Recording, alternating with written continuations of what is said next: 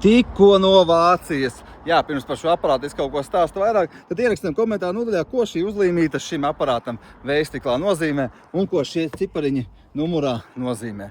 Bet jā, šis ir 2016. gada facelift modelis, divlitrīgs dīzels ar nobraukumu 345 000, kas nav liels priekš šā aparāta, un standartā viņi arī tādi ir tie nobraukumi, bet cena 6500 eiro.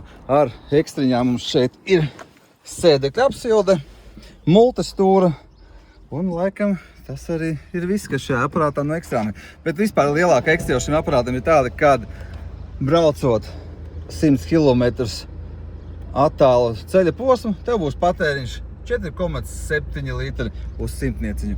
Ieraksti komentāru nodaļā, cik tavs aparāts patērē uz sotaku un kāds tavam aparātam ir dzinējs. Bet jā, katrā gadījumā šis aparāts pieejams Kārbiņā, tikko ievests no Vācijas, cena 6500 eiro. Facelift, viņš ir skaistajām facelift lampiņām, nekādas ekstras baigās nav, sēdekļa apsilde ir, kur viss ir, un ar to arī balva beidzās.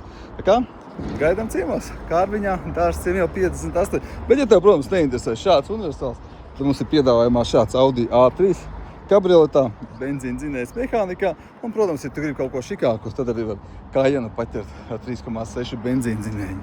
Visiem jauku dienu, gaidām Kārbiņā. Čau, čau!